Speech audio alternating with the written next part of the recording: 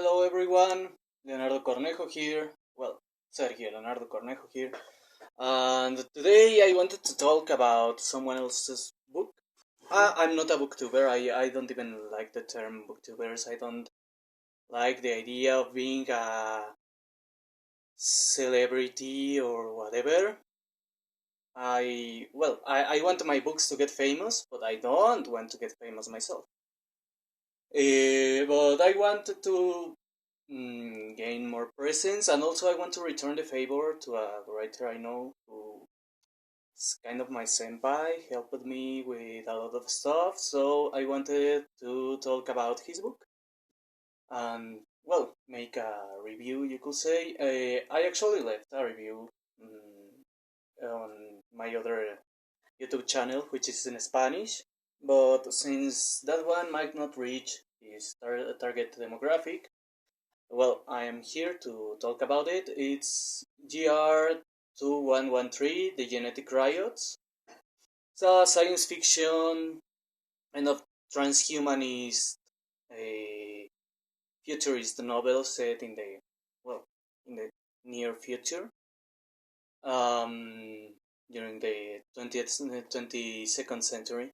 And basically, it focuses around humans and, evolved humanoid animals, anthropomorphic animals. You could say it's not precisely a furry novel, but if you like furry stuff, you will certainly love it. And if you don't like furry stuff, but you like science fiction and action, you will love it. I don't want to give any spoilers, but it is really action packed.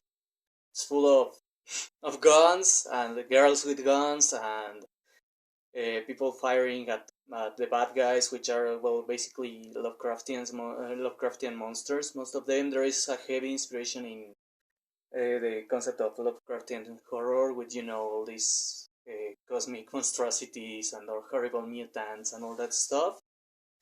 Um, it centers around the perspective of one of these humanoid animals called Max, who works for the police force and is basically an slave.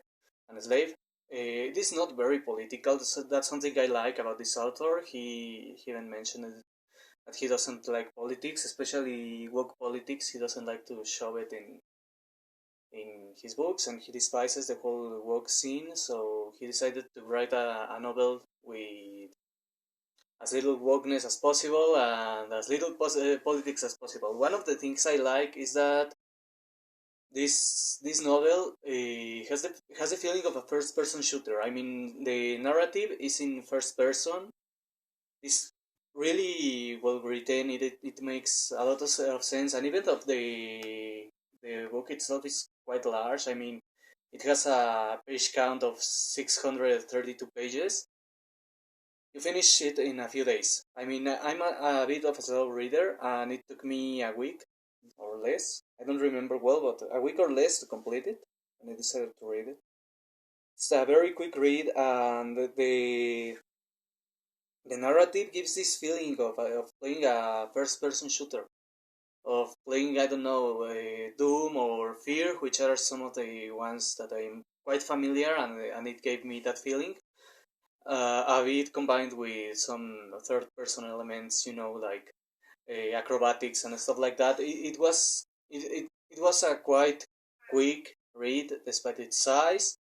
It was very entertaining, and it has a lot of action. One thing I must mention is that it is a mature-oriented novel. It's aimed at adults, at a mature audience. It has quite a lot of violence, a few erotic elements. It is not fan service, but full blown erotic in those parts. The most important part, and that's something you must take into account, there is quite a lot of graphic violence and quite a lot of gore. This author is really good at writing um, like this kind of horror, science fiction horror stories, and science fiction horror comes hand in hand with things like gore and monsters and violence and all the unpleasant things. But I like the way he wrote it, because it is not even It is not dark, bleak, and hopeless, but rather about characters overcoming challenges, about them beating the odds they are against, the enemies beyond their understanding, and they manage to face them with all they got, no matter the cost. Sometimes they take risks to win. The stakes are really high. I mean, we are talking about cosmic horrors here. I see a lot of inspiration from exactly from video games, from things like Bioshock, um, from Fear, from Doom. I don't know if he has played them.